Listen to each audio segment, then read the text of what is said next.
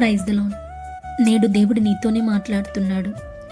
మనుషుల హృదయాలలో అసలు దేవుడు మనల్ని దర్శిస్తాడా? నన్నెందుకు దర్శిస్తాడులే, అసలు ఏ విధంగా దర్శిస్తాడు అని ఆలోచనలు కలిగి ఉంటారు. ఈరోజు వారితోనే దేవుడు మాట్లాడుతున్నాడు.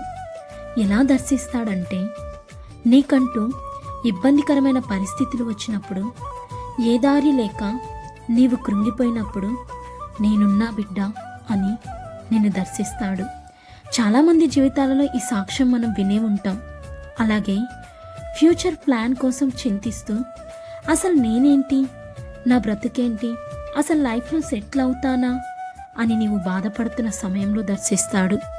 అలాగే తప్పుడు పనులు చేసేటప్పుడు చాలా వాటికి నీలో ఉన్న దేవుని ఆత్మ నిన్ను గద్దిస్తూనే ఉండిద్ది.